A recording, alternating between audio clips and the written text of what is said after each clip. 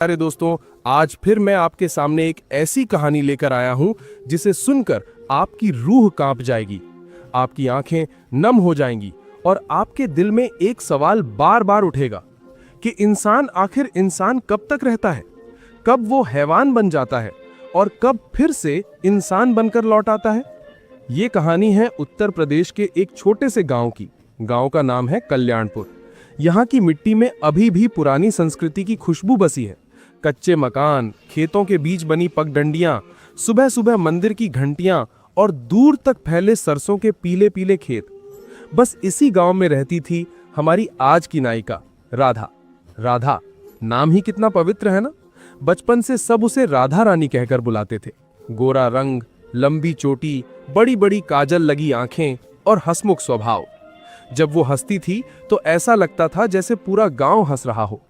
उम्र थी सिर्फ 17 साल जब उसकी शादी ठाकुर साहब के इकलौते बेटे विक्रम सिंह से तय हो गई। विक्रम आर्मी में था, सीमा पर तैनात। शादी के बाद सिर्फ 10-15 दिन की छुट्टी मिली थी। वो दिन राधा के लिए स्वर्ग के दिन थे।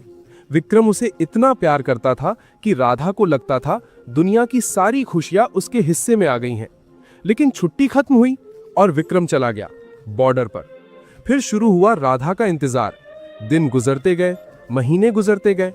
पहले तो चिट्ठियां आती थीं, फिर फोन आने लगे, लेकिन फोन भी महीने में 1-2 बार। सास ससुर तो थे, पर वो भी अपने में मस्त। ससुर जी खेतीबाड़ी में लगे रहते, सास जी घर गृहस्थी और पूजा पाठ में। घर में बस एक और जीव था जिसका नाम था कालू। काला देशी घोड़ा, लंबा, ताकतवर, चमकती काली चमड़ी। ससुर जी उसे खेत का काम करने के लिए पालते थे। सुबह सुबह कालू को हल में जोतकर खेत चले जाते और शाम को लौटते। धीरे धीरे राधा का मन अजीब होने लगा। पति की याद में वो रात रात भर रोती।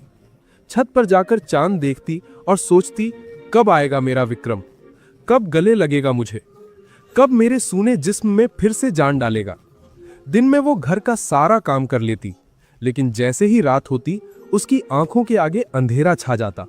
नींद नहीं आती थी। वो चुपके से छत पर चली जाती। वहां से घोड़े का बाड़ा दिखता था। कालू चांदनी में चारा चबाता रहता। उसकी चमकती काली चमड़ी, उसकी मांसपेशियां, उसकी ताकत। राधा घंटों उसे देखती रहती। शुरू में वो खुद को समझाती, राधा ये पाप है, ये गुनाह है। लेकिन हवस दोस्तों, हवस जब सिर चढ़कर बोलने लगे तो इंसान की सारी अक्ल गायब हो जाती है। राधा का मन दिन ब दिन बेकाबू होता गया। वो दिन में भी कालू को देखने लगी। जब ससुर जी खेत चले जाते, वो बाड़े के पास जाती, हाथ फैलाकर उसे पुचकारती। कालू भी उसकी आवाज सुनकर हिनहिनाने लगता। राधा को लगता जैसे वो उसकी पुकार सुन रहा हो। फिर एक दिन, वो दिन आया जिसने राधा की जिंदगी हमेशा के लिए बदल दी। शाम का वक्त था। ससुर जी खेत गए थे, सास जी मंदिर। राधा अकेली थी। उसने देखा कालू बाड़े में बेचैन हो रहा था, बार बार जमीन खोद रहा था। राधा का दिल तेज धड़का। उसने सोचा, बस आज देख लेती हूं कि आखिर मेरे अंदर ये आग क्यों सुलग रही है। वो चुपके से बाड़े में गई। कालू ने उसे देखा और पास आ गया। राधा ने डरते डरते अपना हाथ उसकी गर्दन पर फेरा। पहली बार उसने कालू की ताकत को इतने करीब महसूस किया। उसकी गर्म सांसें, उसकी मजबूत छाती। राधा की सांसें तेज हो गईं। उस दिन कुछ नहीं हुआ, लेकिन उस दिन के बाद राधा की रातें बदल गईं। अब वो रोज रात को छत पर जाती, कालू को देखती। फिर एक रात चांद पूरा था, गांव में कुत्ते भी नहीं भौंक रहे थे। राधा ने धीरे से दरवाजा खोला। पैरों में आवाज ना हो इसलिए नंगे पांव थी। उसने कालू का रस्सा पकड़ा और उसे घर के पीछे वाले पुराने कमरे में ले गई। वो कमरा सालों से बंद था। उसमें सिर्फ पुराना बिस्तर और एक मटमैला बल्ब था। राधा ने दरवाजा बंद किया। उसकी सांसें तेज थीं। उसने अपना दुपट्टा उतारा, फिर आंचल सरकाया। कालू पहले तो डरा, पीछे हटा, लेकिन राधा ने उसे प्यार से पुचकारा। उसकी आंखों में हवस की ऐसी आग थी कि कालू भी शांत हो गया। फिर जो हुआ दोस्तों, वो मैं आपको शब्दों में बयान नहीं कर सकता। वो पाप था, वो गुनाह था, वो इंसानियत का कत्ल था। पूरी रात वो कमरा सिर्फ सांसों, हिनहिनाहट और राधा की दबी हुई चीखों से गूंजता रहा। सुबह जब राधा बाहर निकली तो उसके पैर कांप रहे थे, चल नहीं पा रही थी। कमरे के अंदर खून के छींटे थे। उसके शरीर पर नीले काले निशान, काटने के गहरे दांतों के निशान। लेकिन उसकी आंखों में एक अजीब सी तृप्ति थी। अगले दिन से यह सिलसिला रोज का हो गया। राधा अब पहले से ज्यादा सतर्क थी। वो गांव के बाहर मेडिकल स्टोर जाती, मुंह पर मास्क लगाकर। दुकानदार से सबसे ताकतवर वियाग्रा जैसी गोलियां मांगती। दुकानदार ने एक बार पूछा, बहन जी ये तो इंसानों के लिए भी खतरनाक है।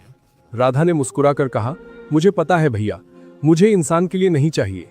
दुकानदार सन्न रह गया, लेकिन पैसे देखकर चुप हो गया। राधा गोलियां चारे में मिलाती, कालू की ताकत दुगनी हो जाती। और फिर रात का वही सिलसिला, कभी पुराना कमरा, कभी बाड़े में, कभी खेतों के बीच। राधा का शरीर अब निशानों से भर गया था। उसकी चाल बदल गई थी। सास को शक हुआ। वो चुपके चुपके राधा पर नजर रखने लगी। एक रात सास ने देख ही लिया, दरवाजे की झिरी से। जो नजारा देखा, उसकी चीख गले में ही दबकर रह गई। उसने ससुर को जगाया, दोनों रोए। फिर फैसला किया, घोड़े को बेच देंगे। लेकिन इससे पहले ही गांव में बात फैल गई। किसी ने देख लिया, किसी ने सुना। लड़के हंसते, औरतें थूकती। राधा का नाम गांव की हर गाली में आने लगा। देखो वो घोड़ी जा रही है, लोग पीठ पीछे कहते। राधा अब घर से बाहर नहीं निकलती थी। फिर एक दिन विक्रम को फोन गया, किसी ने वीडियो भेज दिया। विक्रम छुट्टी लेकर आया। राधा को देखते ही उसने एक थप्पड़ मारा, फिर दूसरा। राधा चुपचाप सहती रही। फिर विक्रम फूट फूट कर रोने लगा। तूने मेरे साथ ऐसा क्यों किया राधा? मैं तुझसे इतना प्यार करता था। राधा भी रोने लगी। 3 दिन तक घर में मातम सा छाया रहा। फिर विक्रम ने तलाक के कागज पर साइन किए और चला गया। राधा मायके लौट आई। लेकिन मायके में भी जीना मुश्किल। भाई भाभी ताने मारते, गांव के लोग मुंह छिपाते। राधा रात दिन रोती, खाना छोड़ दिया। 5 साल में वो हड्डी का ढांचा बन गई। आंखें धंस गईं, बाल सफेद होने लगे। फिर एक दिन गांव के मेले में राधा अपने पुराने पति विक्रम से टकरा गई। विक्रम नई बीवी के साथ था। राधा उसके पैरों पर गिर पड़ी। मुझसे बहुत बड़ी गलती हो गई। मैं उस हवस में अंधी हो गई थी। मैं मरना चाहती थी, पर मर भी ना सकी। बस सजा भुगत रही हूं। विक्रम ने पहले पैर खींचे, फिर रुका। उसकी आंखों में पुराना प्यार फिर से झलक आया। उसने राधा को उठाया, आंसू पोंछे और कहा, जो हो गया सो हो गया, अब घर चल, तेरी सजा पूरी हो चुकी। राधा रोते रोते उसके सीने से लिपट गई। घर लौटी तो सास ससुर ने पहले गालियां दी, फिर गले लगा लिया। घोड़े को बहुत पहले बेच दिया गया था, लेकिन राधा के दिल का घाव धीरे धीरे भरने लगा। दोस्तों, हवस जब आंखों पर पर्दा डाल देती है तो इंसान सबसे नीचे गिर जाता है, और जब पछतावे की आग में जलता है तो फिर से इंसान बन जाता है। बस यही सीख है इस कहानी की। अगर आपको ये कहानी पसंद आई तो लाइक करना मत भूलना। चैनल को सब्सक्राइब कर लो और घंटी दबा दो, वरना अगली सच्ची सी कहानी मिस हो जाएगी। मिलते हैं अगली कहानी में। तब तक अपना और अपने परिवार का ख्याल रखना। जय हिंद, जय भारत, नमस्ते।